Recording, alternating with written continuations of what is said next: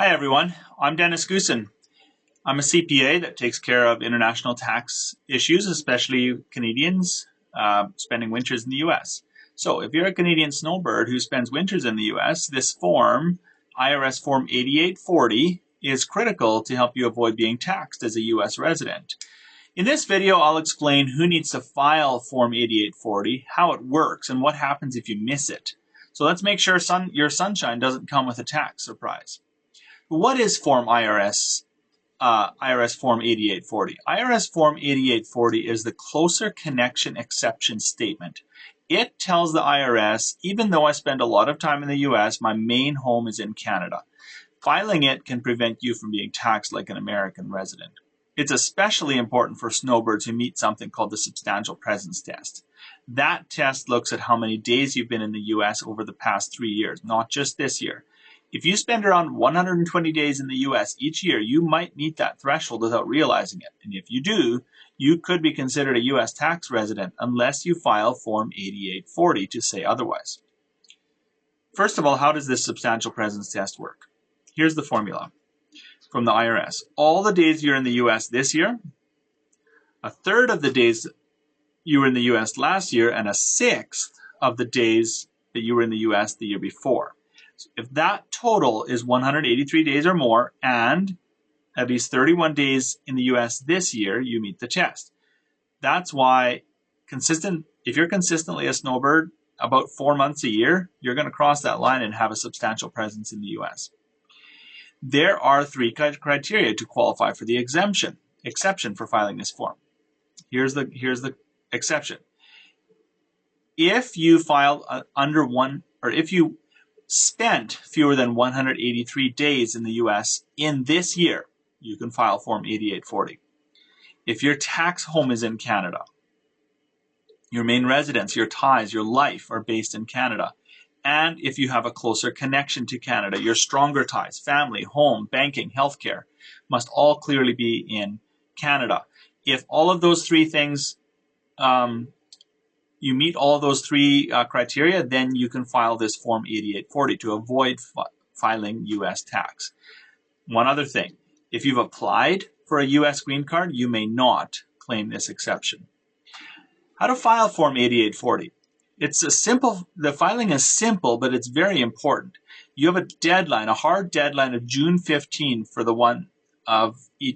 June 15 of the year following the year that you're claiming for. So for 2025, you have until June 15 of 2026. You mail this to the IRS in Austin, Texas. There's an address on the irs.gov website, and you do not need a social security number or an ITIN. You just fill it out.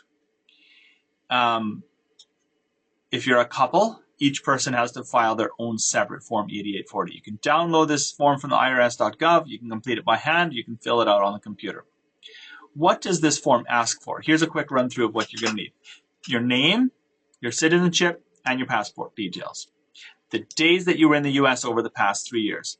Whether or not you've applied for US permanent residency. Confirm that your tax home is in Canada, and then we have a series of questions to prove your closer ties to Canada. You'll have to answer, where is your primary home? Where is your family, your spouse, your children? Where are your bank accounts and your driver's license? If you have bank accounts in Canada and the US, you'll have to list that. Say, I've got 4 bank accounts in Canada, 1 in the US. Driver's licenses, where do you hold driver's licenses? Do you vote in Canada? Where are most of your income and investments? You'll have to say, where's my sources of income? Where are your investments? The goal here is to clearly show the IRS that Canada is still your home base. That's what we're looking for. And some common mistakes to avoid. Not filing on time. If you miss that June 15 deadline, you lose your chance to claim the exception unless you can prove reasonable cause, which is a pretty narrow criteria.